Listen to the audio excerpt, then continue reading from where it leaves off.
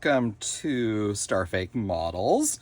And here we are, the first video of this build series on the TOS 1/350 scale USS Enterprise by Polar Lights.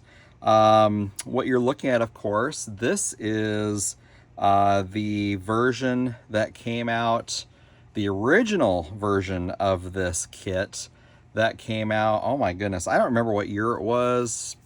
It was the late 2000s, I believe. And in fact, I was a member of the 1701 club. I'm number 1539. I was one of the first people to get this kit. And so I've been waiting a long time to build this. I believe we all got, any of us that signed up for it through round 2, we got a certificate. Of course, we got the kit. We also received like a t-shirt. I've got that packed away somewhere. It's a shirt that doesn't fit me, but hey, maybe one day, you never know. Fingers crossed. And anyway, so it's a kit that I have actually, many people on the channel or on YouTube have built throughout the years. And, I love this ship. Big Trek fan, of course. It's the most, I'm going to argue that this is probably the most famous science fiction ship of all time. We all know what this is.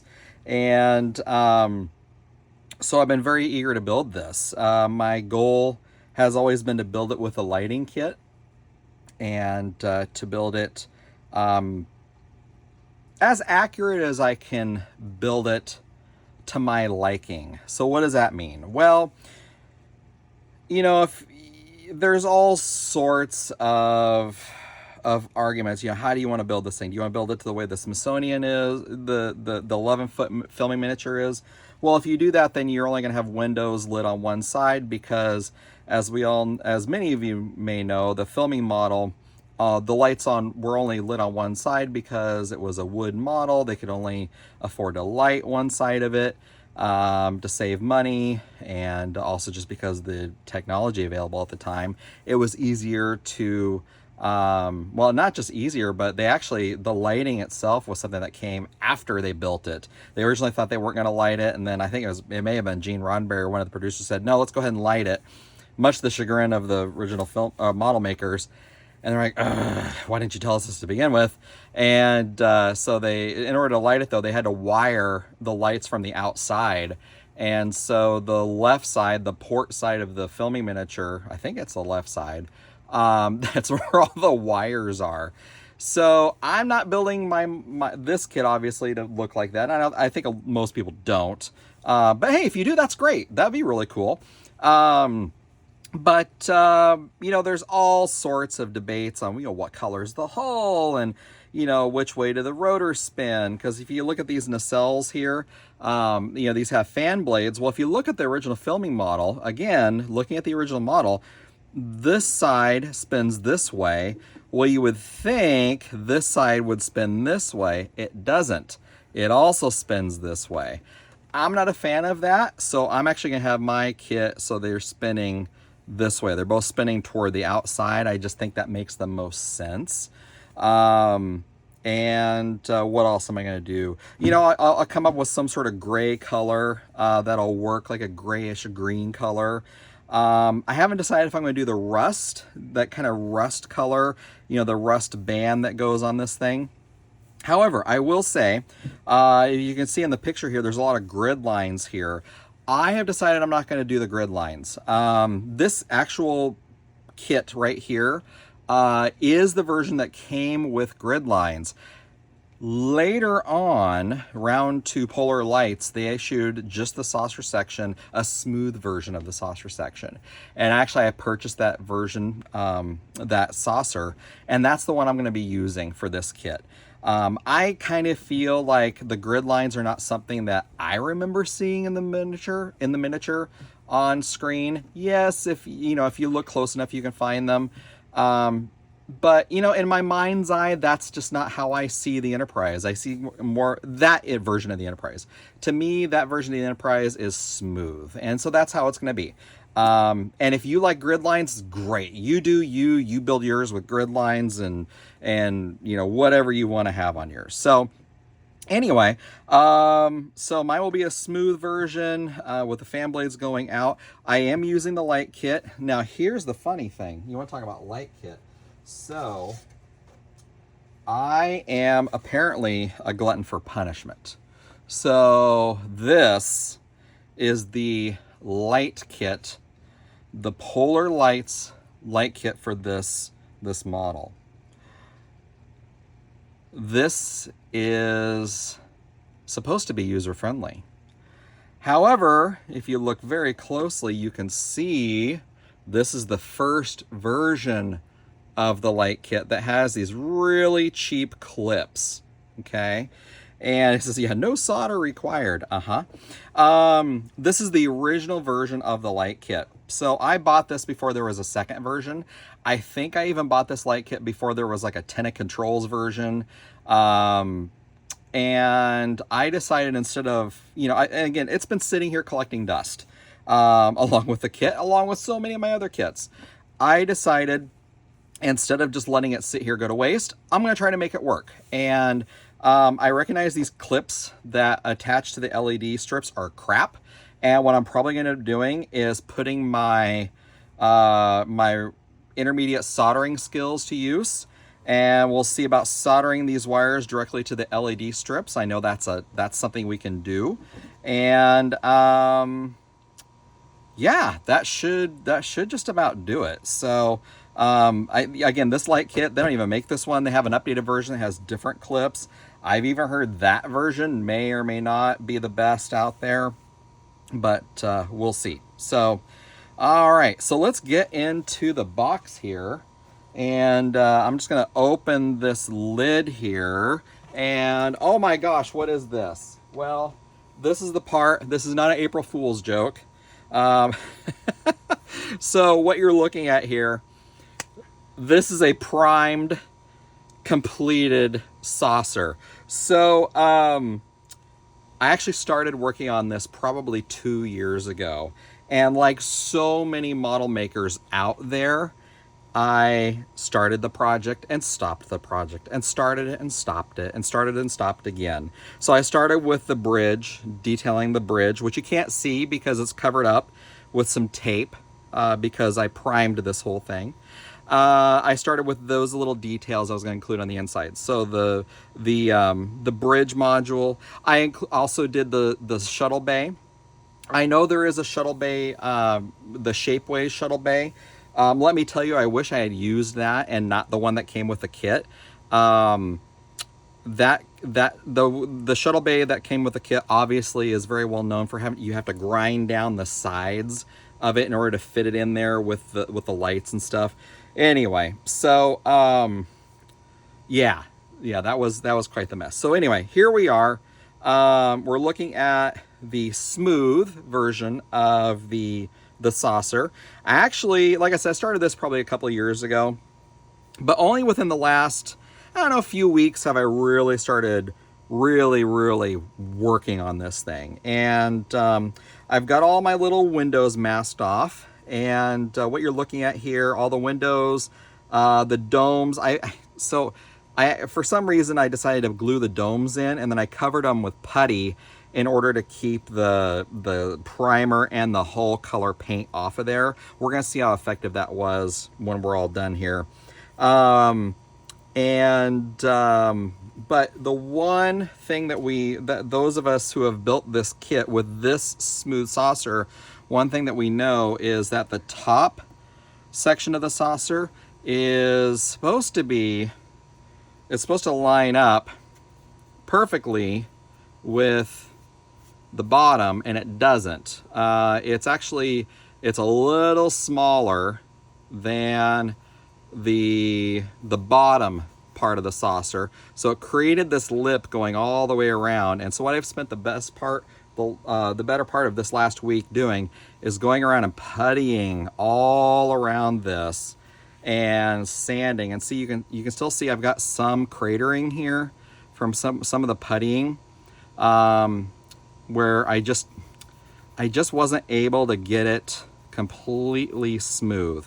And so I, first thing I did was I installed the light kit, obviously, glued everything down, clamped it together. I used epoxy for this because I wanted to make sure this was not gonna come apart.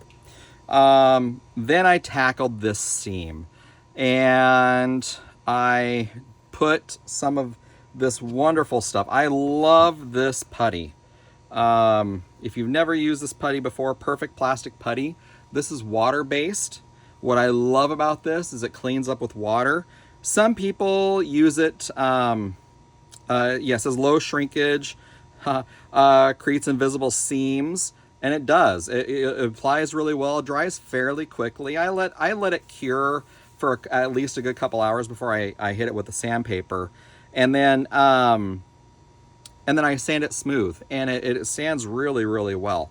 And some people, because it's water-based, they'll put it on their finger, and I don't like to do that. I'm not a big fan of that, because even though it's water-based, who knows what's in this? And I don't know about you guys, but I get little cuts and whatnot on my fingers, and you just never, in our hobby, there's all sorts of chemicals and everything that we use, and I just try to be smart. I don't know. I guess they educated me for a reason, and I'll try to make some use of it. Anyway, so I went around and I used that putty, and I just went around and I puttied this entire rim here, and then I sanded it down, and I did a pretty decent job of it. My goal really for this kit is for it to look pretty dang good from a few feet away. Now, if I sit here and I go back, it looks pretty good.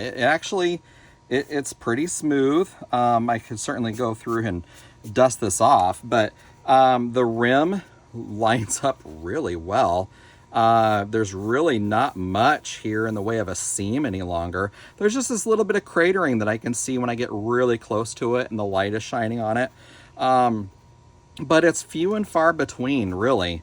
And I'm kind of curious what that's going to look like when, once I get the final coat on there. I may go back through this and do another light sanding. So, again, I applied the putty. I applied the plastic putty, and then I went through and I sanded with.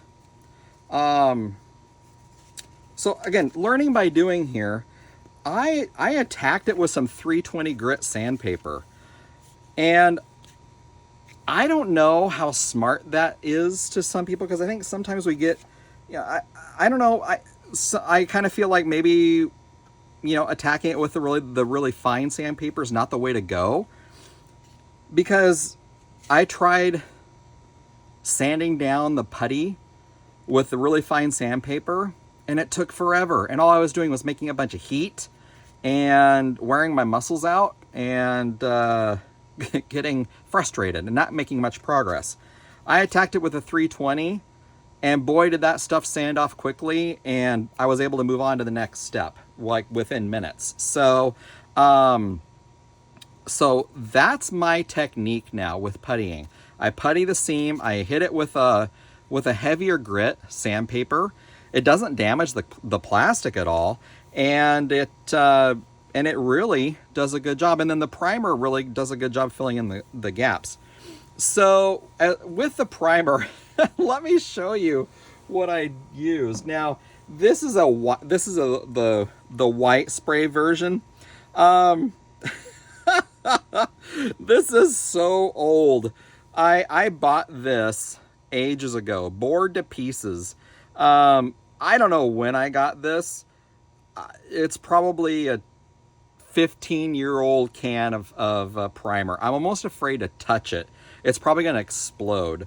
And the gray version is what I used on this kit. When it sprayed out, well, first of all, I shook it up really well. I mean, I gave it a good shake for probably 10 minutes. And I tested it out, and actually it sprayed really well. It covered really well on my on just a piece of cardboard I had. And I thought, okay, well, we're gonna try it on the saucer. And then I noticed it was spraying kind of blotchy. That's kind of the best way to describe it. It was like almost flecks of mud being just thrown on it.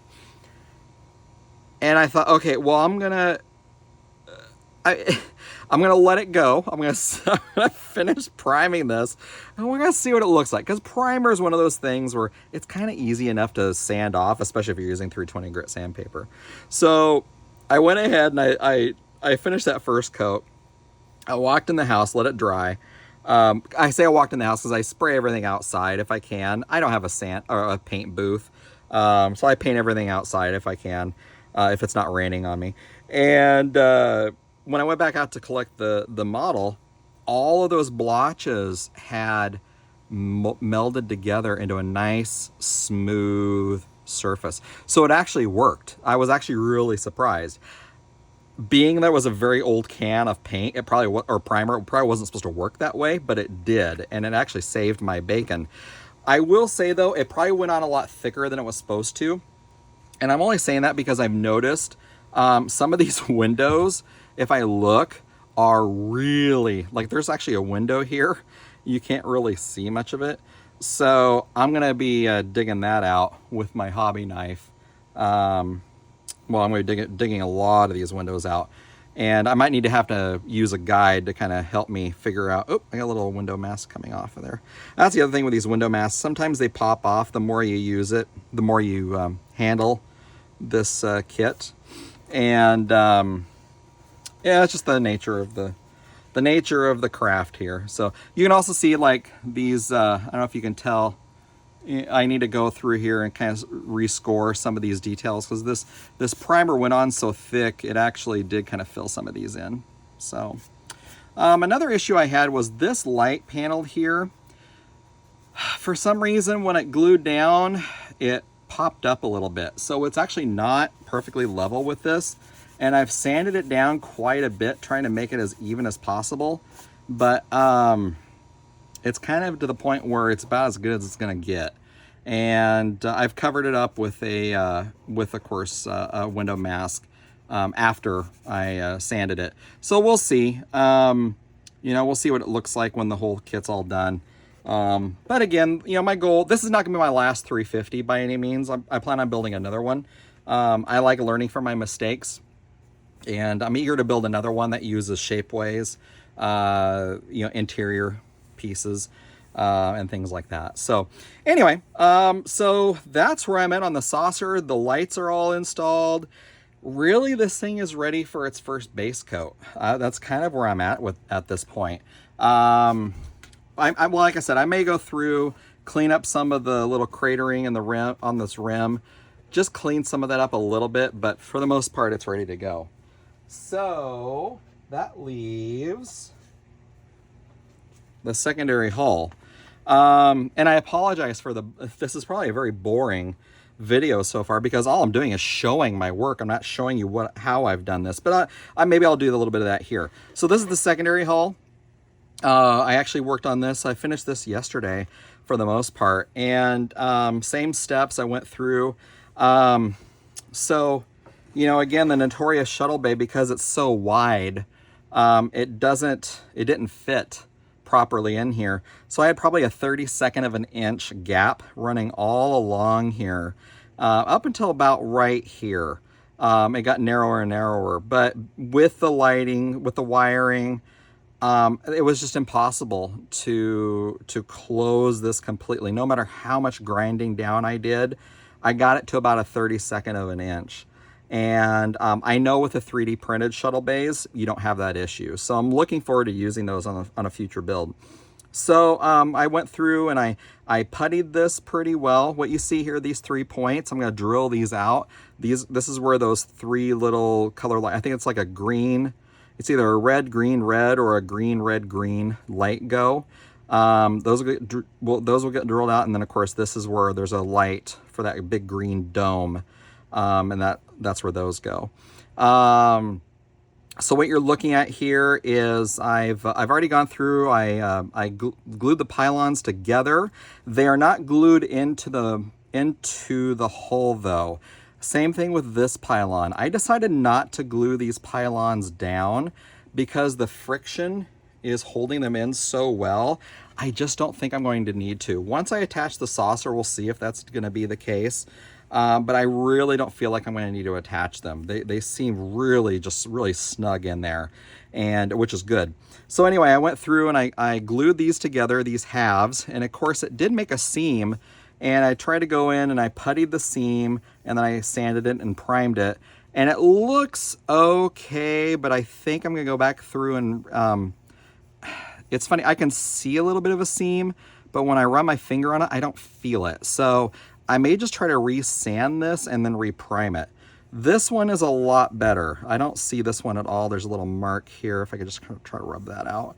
You know, the unfortunate thing with painting outside or working in an open air garage like what I have is you get little dust particles. You know, we have laundry in our garage, so you get little clothing fibers and stuff floating in the air. I also have a fan running just to keep the air running, so, or just keeps the airflow in here because it's hot. And anyway, so you get little flecks of things, but hey, that's what we have to do, right? You have to kind of keep things going. Anyway, so, but in puttying and sanding everything, I forgot this back seam. So actually, I'll show you what I did here. So this is the puttying I did for this pylon. And again, all I did was I just kind of went through here. This is actually, because I knew I was going to show you guys this. This is more putty than I normally use. But I just left it on there so I can show you just how much I take off with this sandpaper. So instantly, look how quickly this comes off. You can see it all, just the powder. It turns, and I'm very lightly touching this. I'm not pressing this much at all. And I'm just kind of going through. Look at this powder. It's like snow.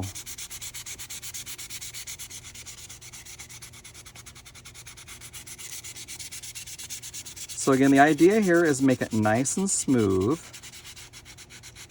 And I kind of go all different directions. I first go with the direction of the shape. Now, the good thing about this is it's not a very deep seam. And so there's not much here that I actually have to worry about. It was a very small seam.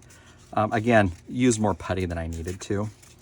So it's gonna look like I'm taking all of the putty off, but like I said before, I used more than I needed to. So go through here, get this extra off. And again, it's not that you have to get all the extra putty off, you just have to make it smooth. Because if you make it smooth, the primer and the paint will cover it up. At least that's been my experience. Cover it up enough that it will blend right in. Now this already has a coat of primer on it from yesterday, I think is when I primed it, or 2 days ago. So you'll see some of that primer coming off as well, and that's okay. And on this one, I use a newer can of primer on this section. So I didn't use that old muddy stuff.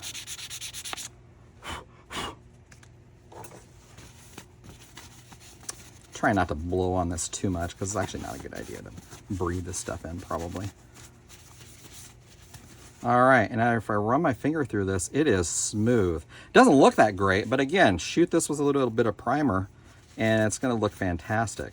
So that is the plan there. So I'll finish sanding this down and I'm gonna tackle this part of the neck as well. The front part of the neck also, I already sanded this down. I might go back through it with a finer grit sandpaper. And then this part of the deflector dome, or the deflector dish, this housing, I also didn't glue this in place. And I'm not going to, because this is how you access the light board. The light board is underneath this wadding here. And if I ever need to access it for any reason, I can pull the deflector dish off, pull the housing off, even slide the light board out and kind of tweak things. I've actually got a loose solder that's deep inside the hull, and I was kind of able to kind of just wiggle a wire to reconnect the light. I won't be able to reach all the way down into the hull to resolder it by any means, but maybe I can find a way to super glue the wire in a position that keeps that one little striplet. Fortunately, that strip is way back here that doesn't really light much. It would just kind of provide some extra light to the shuttle bay, which doesn't really get a ton of light, I noticed, the way this lighting is designed. So, all right. And so that's really where I'm at so far. So when I come back, my hope is I'm going to finish priming this, finish priming the hull, the secondary hull, and then also work on the third portion. Oh, let me get a little sip here while I pull this third portion out. You have to have a Mai Tai when you're working on models. Modeling and Mai Tais are the best, let me tell you. So this is the nacelle, and I'll show you what I'm doing here. This is cotton batting, and not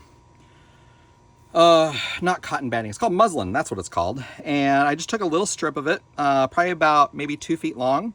It's very light, but my hope was, because I'm using a motor, I'm using the original round 2 motor, which is loud. Because this is a solid or a hollow tube, it acts as a resonance chamber, which basically like a megaphone. Well, the loud motor, when you put a loud motor into a resonance chamber, it acts like a megaphone. It amplifies that noise. So you want to fill that hole with that with material to kind of deaden that noise. It's not going to make it silent. There's no way to really make it silent. There's just no way to do that.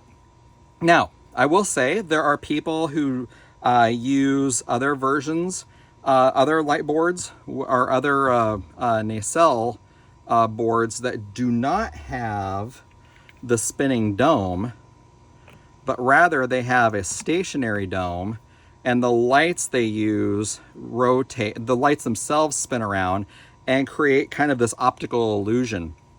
I think that's really cool. I think that's really inventive. I've just never personally felt, and again, this is my personal opinion, I've never felt it looks as good as a spinning, as the spinning dome itself.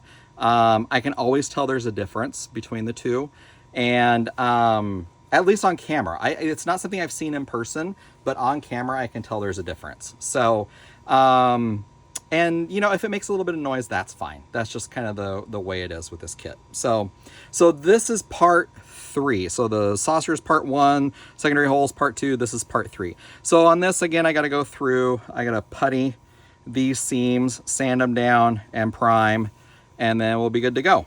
So, all right, when I come back, hopefully that is what you will see, and I'll be right back.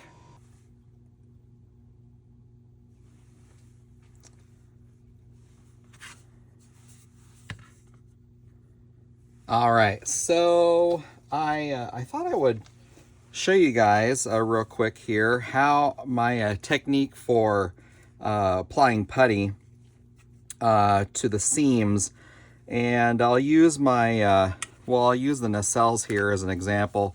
You can see here there's quite the seam that runs really the whole length of this. I've actually already tried to putty it a little bit and sand it and prime it, and I didn't do the greatest job on it. I was, to be honest, I was kind of rushed, and so I'm gonna try it again, and this time use more putty. I used a very, very little amount of putty, and I think this time I'm just gonna go overboard with it. So anyway, but I thought I'd show you guys just, you know, how I go about applying it. And again, I use this Perfect Plastic putty. I think it's really great. It's water-based, and I just kind of make a little, you know, little pile of it on, you know, I just use a paper towel. You can use whatever though. And then, you know, some people use their finger, which is fine. And I prefer though to use, like I just use this applicator, well, applicator, it's a brush, and you can see, and it's, I don't know, this is a very old brush. It's so old that's like falling apart. I mean, the handle's all split and it's pretty loose. So, and clearly I did not wash this or rinse this very well the last time, because it's pretty solid. But again, it doesn't really matter. I'm kind of using it as like almost like a little miniature trowel. doesn't really matter what you use as long as it's something that you're okay with using. So I just grab a little bit of it here, and then I just start going down the seam, and I'm just going to really kind of liberally apply this and just cover up as much of this seam as I can. And I'm going to try to keep the putty down the line. Now, even the places where it looks like the seam is covered, I'm still going to reapply here, just because, just in case. You just never know what it's going to look like once you sand and once you prime it. So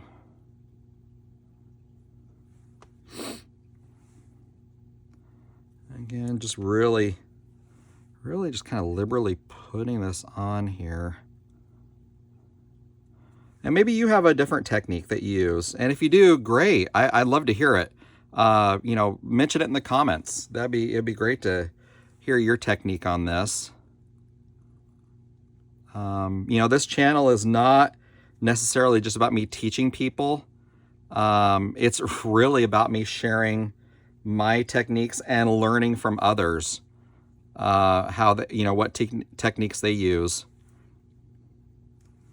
You know, I really believe that when it comes to this kind of stuff, just like everything else in life, we're all lifelong learners here. And I'm open to trying new ideas. I'm certainly not the most experienced person when it comes to this hobby. And so I'm willing to learn what I can. But again, as you can see here, just trying to get this in here. Now, some people, they'll use their finger. And I guess the one benefit of using your fingers, you can really push this putty into that seam. But this is such a small seam, I don't know if that would really make a difference here. But, I mean, you could certainly use, you know, whatever, I could use this brush and really just kind of push it down and push it down and push it down. And this actually looks pretty good up here, but I'm going to cover it anyway, just to make sure. Again, the idea here is I want to just give a good thick coverage, so when this dries, I'll sand it down, and then it'll hopefully be smooth. So grab a little bit more, and I'm gonna, let's see, do I need to go back over any spots here? This is a little, there we go. And see, as I apply it, what I kind of do is I dab it, and then I kind of pull up a little bit. And so what that does is it prevents it from wiping it off, because this stuff is, the water-soluble version of putty, it wipes off pretty easily, I've noticed. So I kind of just, I push down and then I dab it. Dab it. There we go. I try not to push too hard though, because again, I don't want to pull up more than I have to. And then, if you really want to get picky here, you can kind of go through and try to, actually you can even wet your brush or a Q-tip. You can kind of just go through, and that's a little too wet. You can clean up the excess. Maybe the brush doesn't work as well. Let's see. Here, I'll just use a little Q-tip, and I kind of just wring it out, so it's just, I want it to be damp. I don't want it to be dripping. And I picked this up on somebody else's channel one time. I can't remember whose. And I just kind of go through and maybe get any of the excess off. You don't really have to do this step. Some people will also go through and they'll put like tape down on both sides, like they'll mask the line. And I suppose you could do that too if you want a nice clean line. But either way, this is all going to sand off, and hopefully the only thing that's left is what's going to be in that seam. So now I'm going to flip it over and do the other side here. And the trick is now not to touch the other side. So I'm just going to hold it with my finger on the inside of it here. And again, start with the end and dab, push down and lift up. Again, down on this end, it doesn't look too bad. One thing I noticed about these nacelles with this kit, overall, this kit really went together pretty well. Not many seams. The saucer went together fairly well without seams, except for what I mentioned earlier with the, with the top half being larger than or smaller than the bottom half. And the pylons went together pretty well without seams. I just had a little bit of puttying to do. But these nacelles, for some reason, just like really the whole length of it, there was quite the seam on this. And at first I was worried that maybe I was doing something wrong. But then I kind of went through and watched some other videos. Saw on Sprueverse.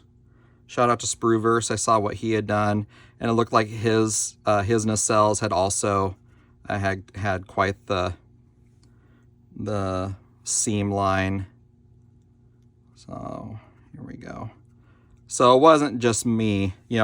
I store my kits in a garage, which is not the most insulated place, and so you just never know, throughout the years if it gets hot or cold, what does that do to the plastic over time? Does that warp it some way? But no, I think that's probably just the design of this. And again, look how long this thing is. This is what, about a foot, maybe 14 inches. Well, I guess I can measure it. 15 inches. Yeah. So it's a 15-inch part. And that's quite a bit of plastic, styrene, long bit of styrene to come together to have a perfectly smooth, seamless weld, or whatever you want to call it. So anyway, I'm almost out of putty here. I'm going to put a little bit more on my paper towel palette. Even though I'm applying it pretty liberally here, I like to use a little palette and just put little bits of it on the palette, being my paper towel. That way I don't feel like I'm wasting it. I feel like most people in this hobby, I'm not rich by any means, and so I try to be somewhat conscious about how I spend, or how I use my my products here. So, all right, that might be good. Okay, so I'm gonna let this dry for a couple of hours. Let me rinse off my brush here. So after this dries, I'm just gonna set this off to the side, and I'll actually set it up on its end. So what it's going to look like, now this one I did last night, and so it's nice and dry. And then so before, I told you guys what I do is I take a pretty, modestly heavy grit sandpaper. This is 320. And again, let's see, which side do I want to pick? I want to be careful when you're building this kit. You want to be careful down here toward the end. There is, see, I covered it up here. On this end, there are these little bumps, and you want to be careful not to sand those off. Oh no, sorry, it's actually down here on this end. You want to be careful not to sand these bumps off. So, but there's nothing in the middle here. So I'm just going to kind of go through, and this is really all I do. I just kind of go back and forth and sand it along the length of the nacelle. And you can see, look how easily this is coming off. Again, this is 320 grit sandpaper. And I kind of rotate the nacelle as I'm sanding. And what that kind of helps do is create like a feathering effect. So even if, you know, my goal is not to get all the putty off, obviously, you don't want to do that, but is to remove as much excess as possible. And then whatever's left to blend naturally or seamlessly with the surface that remains behind. So look at that. Look how much is coming off of this.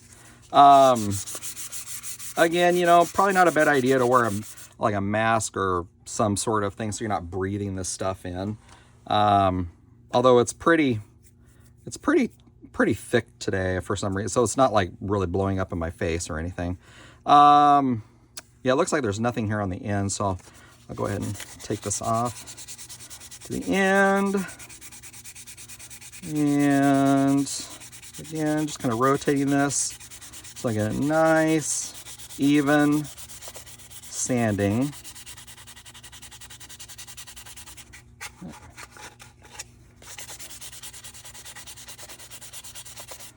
And then I kind of just run my finger through here and see, okay, do I still feel a seam? Do I feel anything else?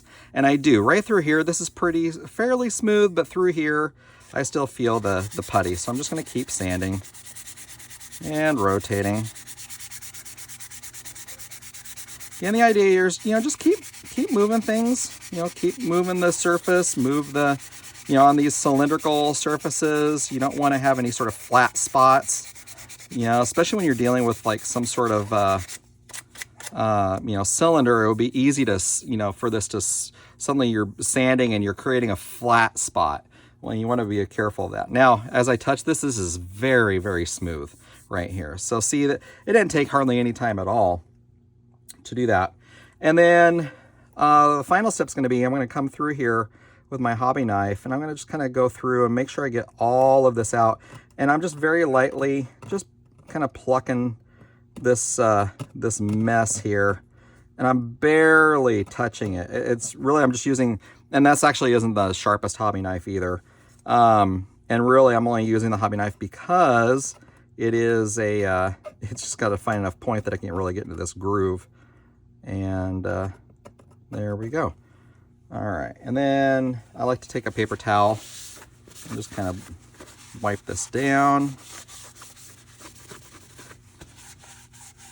And again, if I run my finger along this is pretty smooth. Right here I need to get in and get some more of this off.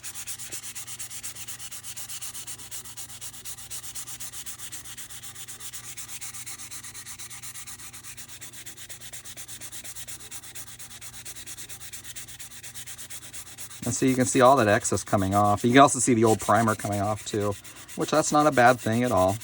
It'll just cover up with the new coat of primer. So again, just kind of rotating it as I sand it down.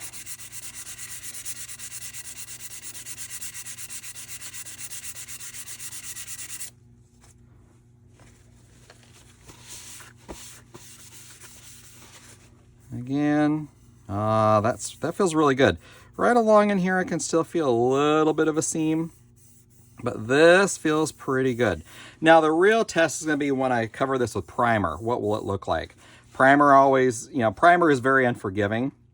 It will it'll show you the seams or it'll cover it up. There's really no in between. So that's my next step. My next step is, well, first I'll finish sanding this down on both sides.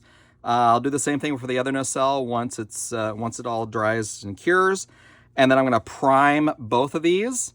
And I will show you what those look like. And I think that'll just about do it for this first step. So it'll take me a little bit, but for you guys, it'll be just very momentarily. So see you in a moment. And as you can see here, I'm mostly primed and ready to go. Had some pretty good success here with these nacelles.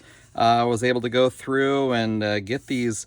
Most of these seams are pretty well gone now. I still got to do a little bit of touch up here at the ends especially, but for the most part they're gone. Especially this side, you can't really feel it.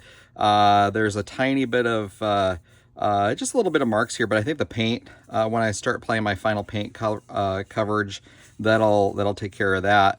But yeah, the putty work, that was able to take care of it, no problem. And just sanding it out, it came out all right. Same thing with the secondary hole. I went through and I was able to buff out the rest of the seams there. Pretty happy with that. Really, the next step here is these end caps here for the nacelles. I had to take these out so I could do the priming work.